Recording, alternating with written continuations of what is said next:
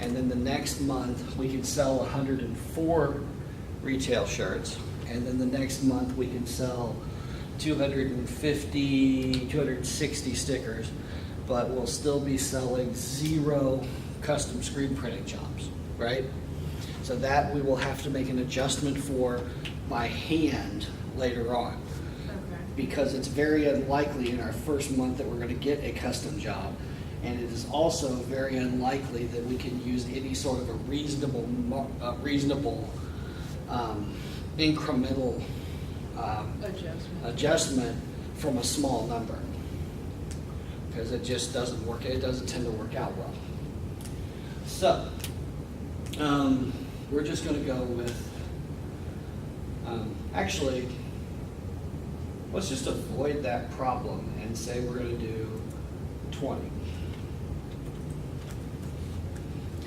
What we would do later, if we wanted to go with 0, is we'd put another number down here. We'd label this like month 6, and then we would come back and refer to that later. All right, so we're going to sell shirts at $20 and 100 of them. So let's go to income statement, and we're going to say the shirts, our sales for our shirts are going to equal, and we go back to the statement of assumptions, $20, which we click on the 20, and then we just hit the asterisk for times, and 100, and we hit enter, and we see that comes to $2,000 we're going to sell in the first month worth of shirts. It automatically does that for us. Then we'll do the same thing with stickers and custom. I'm going to say equals, go back, $5 times 250, and equals $12 times $20, enter. So now we have our income from That one. from sales. You want equals, but how do you multiply the columns? You multiply, I'll get to you in just a second, Tommy. You just hit equal, and then you go back to your statement of assumptions and equals price. Then you hit asterisk for multiplies and sales numbers. And then you hit enter. Asterisk here. Okay. Got it? Yep. Okay, Tommy? That's what I was going to ask you about. Okay, so what you're doing when you do that is you've put in numbers on your first page. And one set of numbers is how many shirts you're going to sell. And another set of numbers is how much you're going to sell them for. And you just make Excel calculate that for you. Okay. And you do that just by telling it to multiply the two numbers in that cell. The reason you do that is because now, if you look at the income statement and it says we made $2,000, but we find out we can't sell our shirts for $20, we have to sell them for $18. We change the price to $18, and we go back and it turns out we made $1,800 instead of $2,000. That's why we have those things set up that way. It's just it's a function of Excel that's going to be very handy for us. Right now, it's not going to work exactly the way we want it to because I've intentionally made some mistakes. But we'll see that when we get finished with. Actually, this will be a good place to do it. See if we can follow this. Okay. So far, Tommy, do you understand what I'm saying, or is it still confusing? Yeah, It's okay if it's confusing. It's okay if you understand. it is a little confusing. But, Okay. I mean, I get what you're doing. It's, Right. It's just making Excel do it. Yeah. Okay. Well, if you can't do it this way, you do not have to build your financial statements this way. You can build them by hand. You can just type them into Word and do all the calculations. However, you do mathematical calculations using a calculator or whatever. The reason for doing it this way is so that when something changes in your assumptions, you can change it and it won't cause a problem. You don't have to go back and recalculate everything from scratch. That's why I teach it this way, is to make it easier. But if it makes it harder, don't do it. It's supposed to make it easier. All right, so now let's look at the mistake I made. So the first thing we have is, this is actually for January and then for February.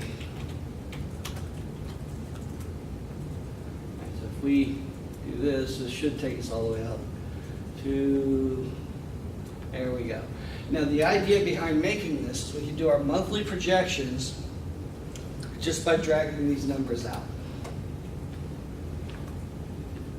But this will not work for two different reasons. Then we just get zeros when we try to drag. So we'll undo that real quick. First of all, we didn't tell it how much to grow. And there's two ways to do that. The easiest way is to take February and say equals January times, we're going to grow at 5%. So times 0.05, which is not going to work. It has to be times 1.05 because we went from $1,800 to $90.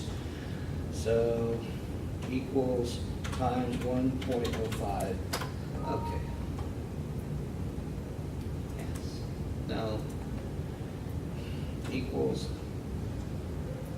That's what I did. Click times 1.05. All right, so then we can drag that down, and we can see that the things grow over time. Then we drag them across. Make these bigger. All right. And also, it automatically added the cents, so let's just format the whole sheet. Format cells, currency, 0, negative. Okay, there we go.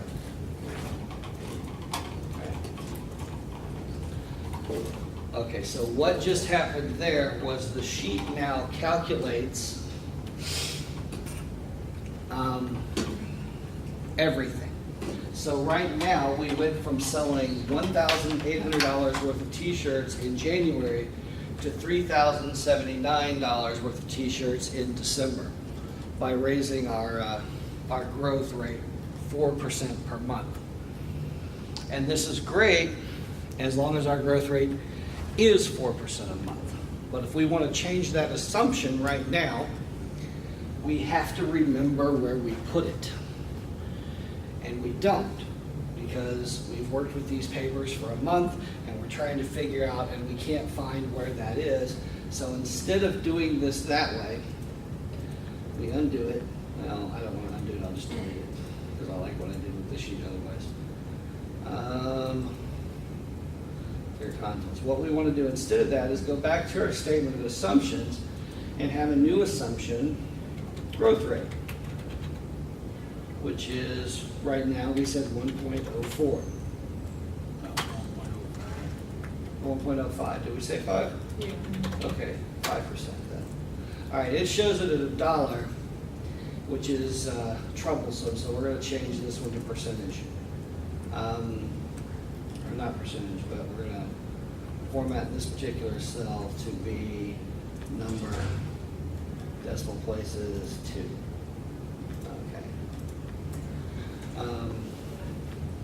If we change that to percentage, we could put 5% in there, and it would automatically do the same thing. Actually, that might even look easier for a lot of people to understand, so let's do that. Format cell, and we're going to change it to percentage, decimal place 0, okay, and we're going to call it, we'll leave it at 105%.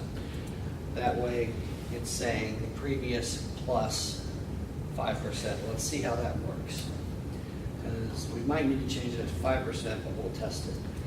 So now, to do our t-shirts, instead of adding in a number ourselves, we say equals the previous rate, or the previous amount we sold, which is 1,800, times our growth rate, which is also over here, which is 105%, enter. And that works the same way. Now, when we go to drag, this is going to create another problem. So watch what happens, because this is the piece right here that screws me up when I go to do this. Okay? When I drag